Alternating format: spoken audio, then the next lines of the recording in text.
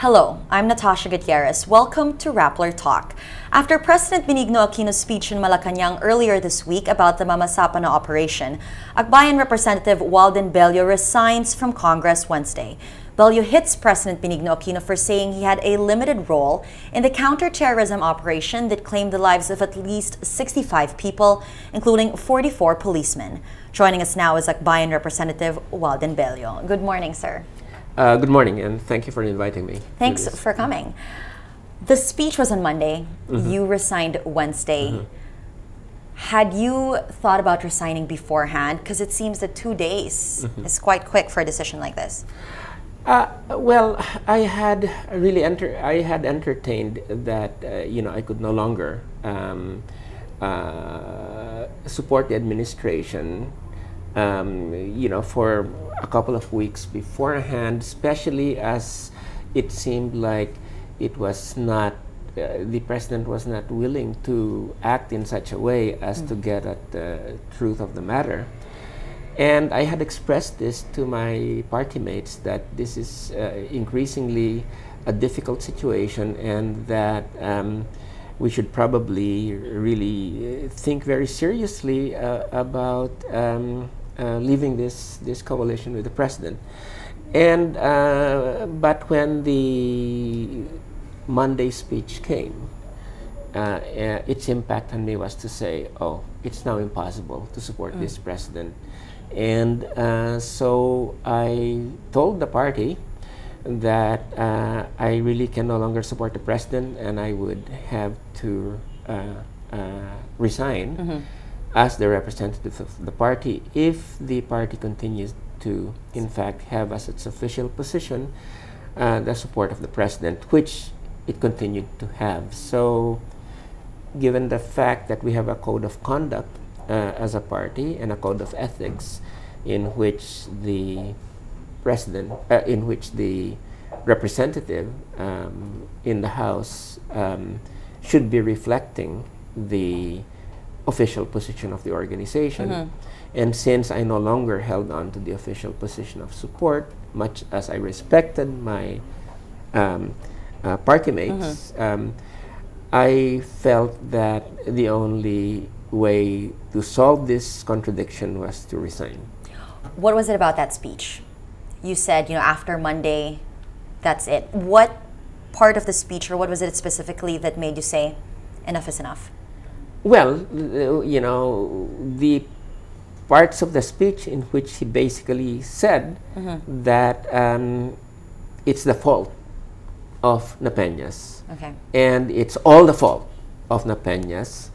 And basically saying that, the guy fooled me, nabola ako, and everything else, And at the same time, he was admitting that he was part of the planning and part of the execution, but not part of the responsibility for the results. I see. And I think this is the way that it hit me, like it hit all the other people, that this is not fair. You have to take your share of the blame. And it was very clear that they were setting up Napeñas as a scapegoat to be able to escape responsibility, not only for the president, but for Purisima himself, who was really, in my view, the link between Napeñas and the president, and he was effectively from the top in charge of the operation. Well, you did quite clearly mention that Purisima was the link for the first time last Monday. Do you think that this started from immediately after the operation? The president should have already taken responsibility. What did you wish he had done immediately after? Well, what I was hoping, and in fact half expecting, was that he would come out and assume responsibility for the operation, because the role of a commander-in-chief and a president. So from that alone? Yes. He should take command responsibility, because as commander-in-chief, even if he does not know all of the details or that parts of the operation going wild were not his fault, as commander-in-chief, he should have done that. And, the examples of Kennedy in the Bay of Pigs, Reagan in Iran Contra, Carter in the Desert Fiasco, where things went wrong because of what subordinates did, these people came out and immediately said, all of them, as Commander-in-Chief, it is my responsibility and I take responsibility. If the President had done that, I think it would not have blown up in the way that it has. Of course, there would have been, there would have been consequences, but not the kind of consequences we have now, where people's perception is that he is evading responsibility and he doesn't want to get at the truth, and he's engaged in a cover-up in this situation. So that's why you decided to resign even before the BOI had released its report, because to you, regardless of, I mean, it sounds like you didn't even base this on the Senate investigation. It just is for you the fact that he was Commander-in-Chief and that Purisima was involved. Is that right?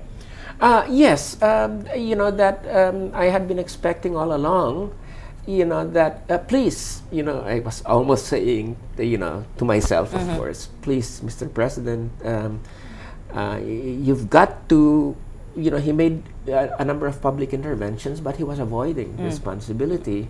And then when it finally came out on Monday, that he was clean, he was wiping himself clean of this operation, while admitting he was part of the planning and of the execution. Okay. Then that hit me as, this is not presidential behavior. Okay. This is basically the behavior of a petty bureaucrat who's trying to take his fingerprints off a project which has turned into a disaster, and foisting that responsibility on a subordinate. Okay. Why do you think he did that? Well, I think, he did that. That's a very good question that I've asked myself. Is it just stubbornness? Is it a realization? Is it lack of an appreciation of what command responsibility is all about? Is it a lack of appreciation of what honor is all about? Okay, because this is not the way honorable men act, to say that my subordinates take the blame, but if there's glory, I'll be part of the glory. Hindi ganun yung, that's not presidential, that's not honorable. Is it because he's afraid of lawsuits that might be placed on him? And that's a possibility, that basically he's trying to cover his tracks so that there won't be a legal case against him if he accepted responsibility. Okay, but these are, if you're president, these are petty concerns. You have to think about what is the national interest, and the national interest is getting at the truth, even though you're implicated, in the truth. Okay? And this is what presidents do, and what he was doing was not presidential behavior. And I said, and I think the rest of the country, felt the same way, that he was trying to wiggle out of bad situation that he had helped create. Have you ever seen him take responsibility? Could you compare maybe a favorable response he had done in the past that you wish he had shown in this particular operation? Or do you feel that this seems to be a trend that he does? Well,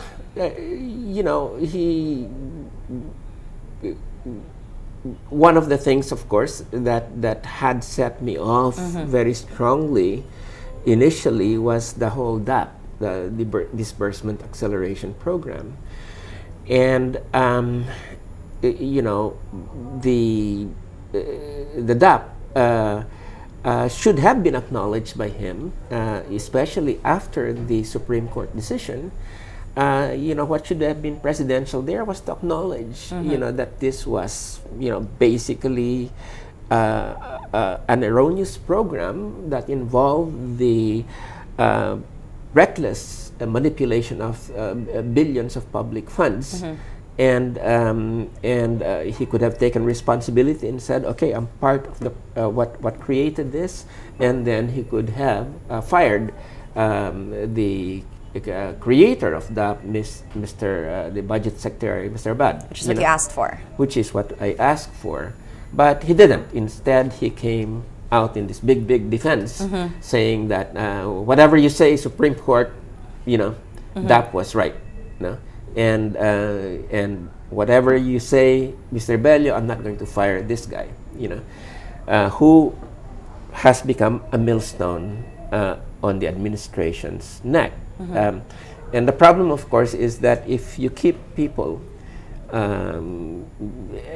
if you're super loyal to subordinates who err, or who are corrupt, or who are incompetent, then you're putting the whole credibility of other allies in question, including Akbayan, because a coalition is a coalition, and you should consider the opinions of other people in the coalition, because their reputation and their credibility as reformers are affected by your actions. Right. But in this case, the way that Mr. Aquino has behaved, both with Masapano as well as with the DAP, is that basically he doesn't really care about the opinions of other members of the coalition. And the even more dismaying thing is that if allies like me raise criticisms, you get criticized. You get criticized, or you're considered as sleeping with the enemy. Okay, so there is, a basic character flaw in this administration. Okay. That their sense of what it means to be an ally is to toe the line all the way. And if you don't do that, then they have great suspicions of whether you are in fact an ally. As Abigail Valte, the presidential spokesperson, said when I please stop managing the flow of information, the response was to say Mr. Bello should ask himself if he remains an ally of the administration, which is, I think, really of the same order as when I raised my demands to the president that he fire Abad, Secretary Alcala of Agriculture, and Mr. Purisima then, as well as De Los Reyes of Agrarian Reform. Instead of taking me seriously, he said, "Why don't I run for president, and then I can manage the country the way I want," which is really a kind of very arrogant response that you don't take your allies seriously. Okay. So it appears he's not very good at criticism. That's one. Do you think that's a function, though, of the allies allowing that? So do you think that his allies, or maybe perhaps his cabinet members, should resign?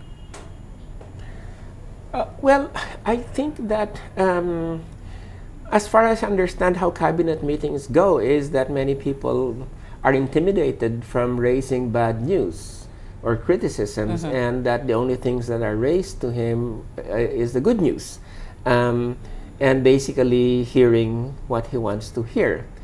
And, he does not encourage, the elicitation of contrary opinions to that which he thinks is the right opinion.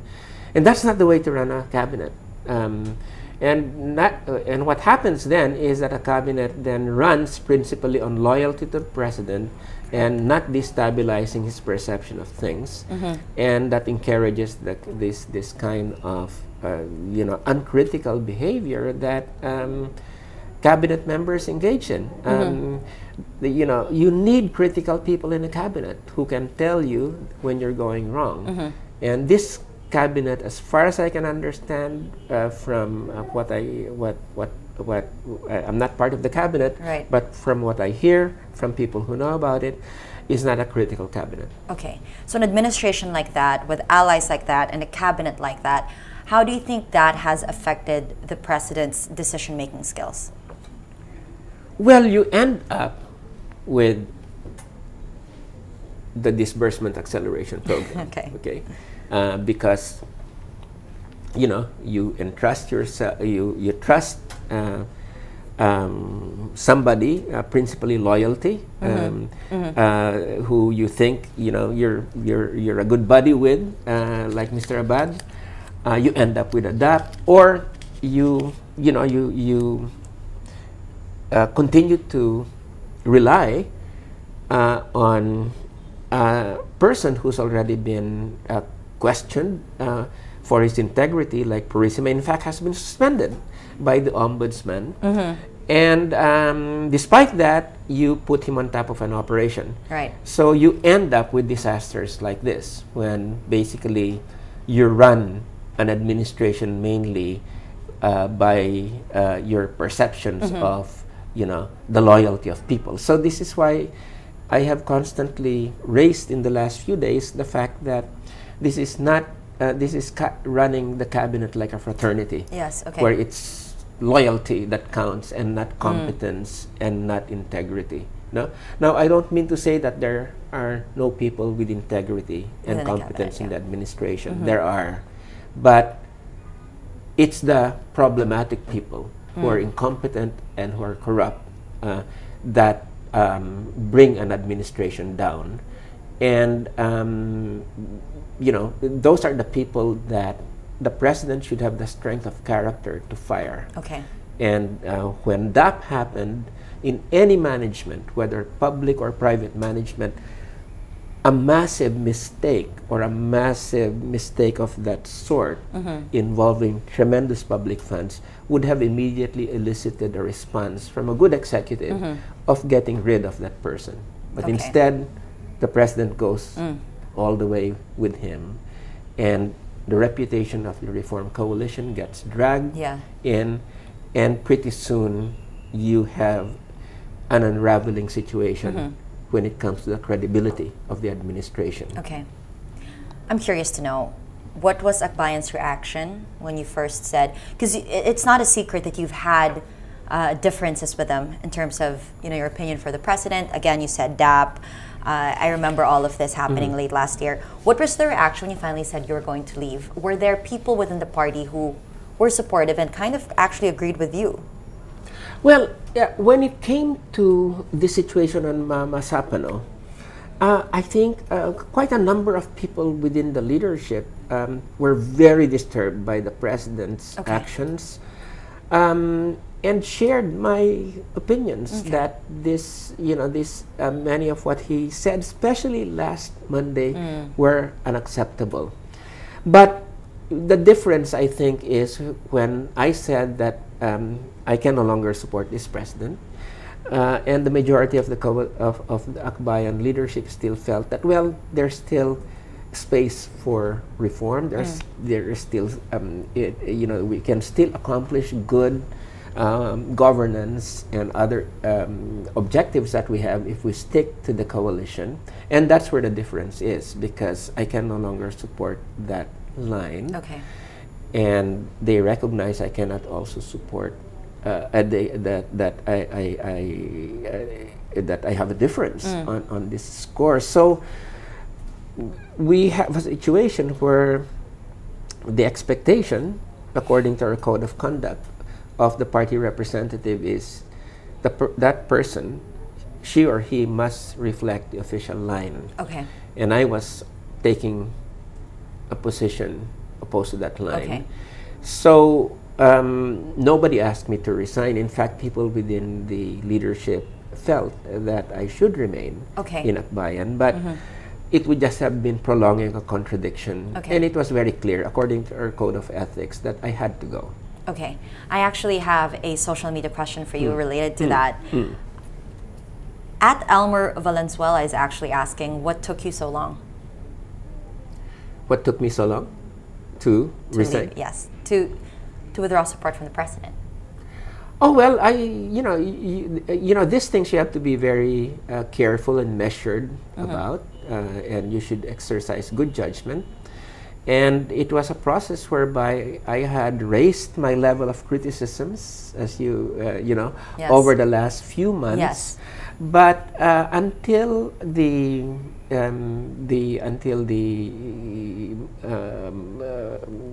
Monday speech, I was still giving the president the benefit of the doubt, although I already had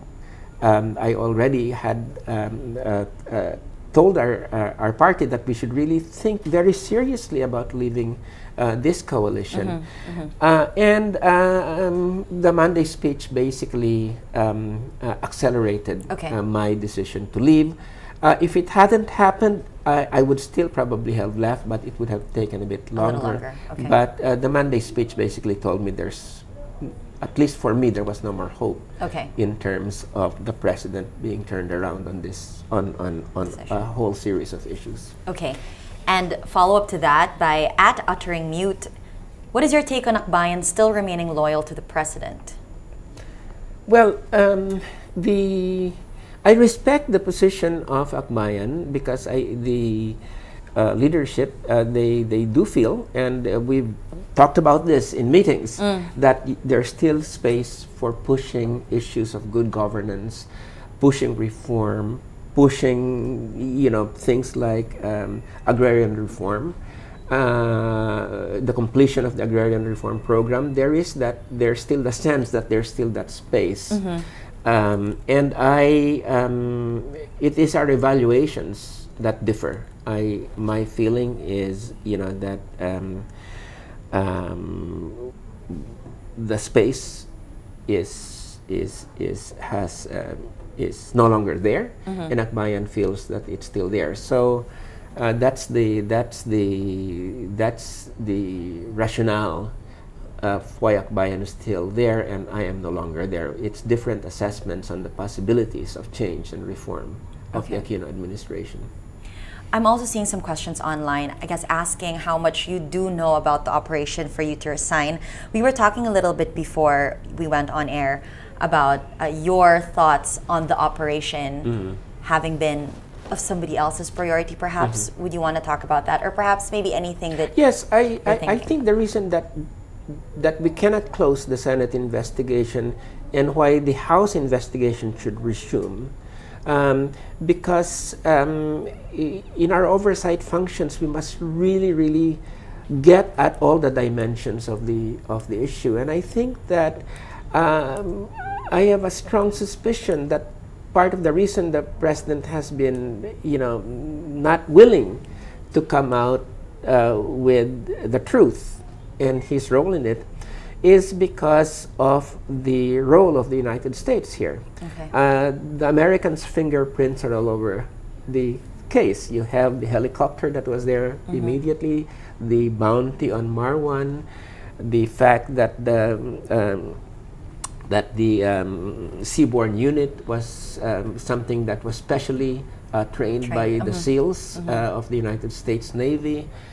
The fact that the Marwan's finger, index finger, disappeared and showed up with the FBI, and the fact that the Americans, according to some investigative reports, vetoed the initial plan of having the Quick Reaction Force and the seaborne unit merged as one team instead of separating them. All of these issues that have been raised, including the fact that the Americans and the SAF basically had real-time monitoring, of the operation together, and also the fact that it was fairly clear that drones were involved in the very specific targeting of Marwan's hut. This has to come out. Now, the important thing is that let's get the truth out. Whether or not you agree that the United States should be intimately involved in an operation, let's get the truth out, because from my point of view, it does seem like it's a big question.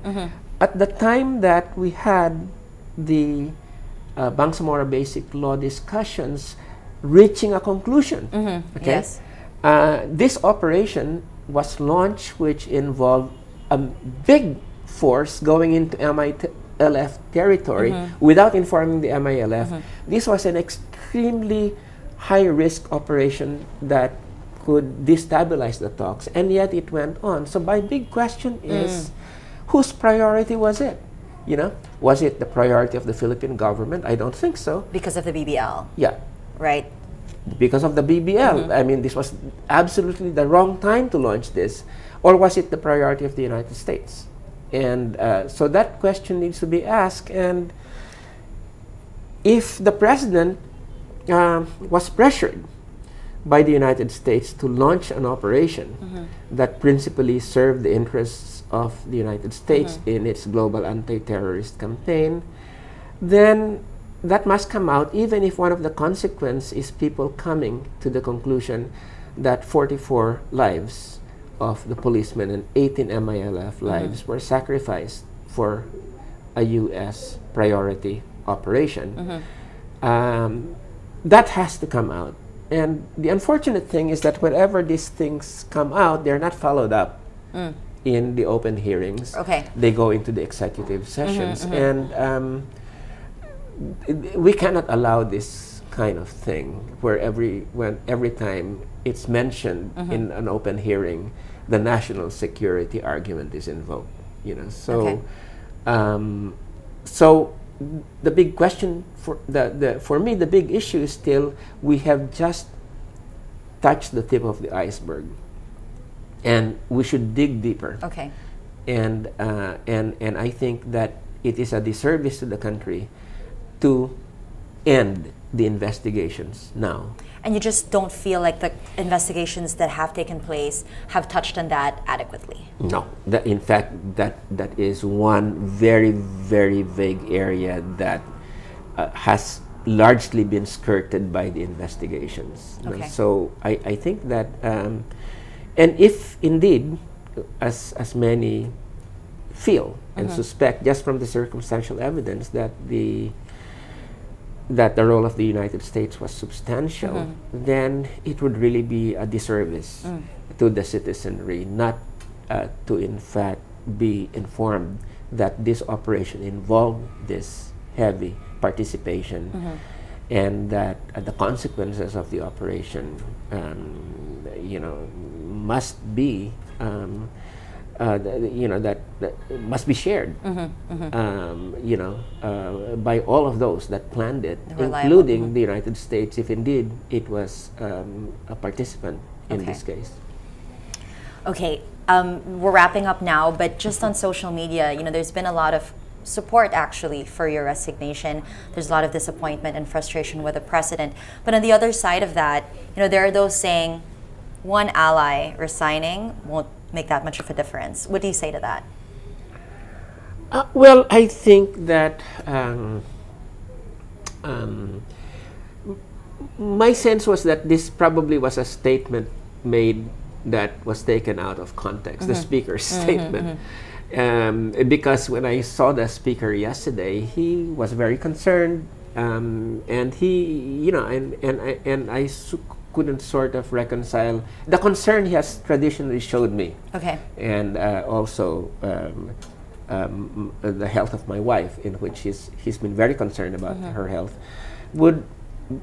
I could reconcile with that a statement quote, that was sort of crude. So baka, it might have been maybe in the context of voting for the BBL. Yes, it might have been that kind. It might have been taken out of that context. Okay. And so I would like to investigate more the context of how that statement was made. What has the dynamic been in the House after Mama Sapano? Has there been vocalized frustration also towards the president? For someone who had been there, could you tell us a little more about the mood in the House?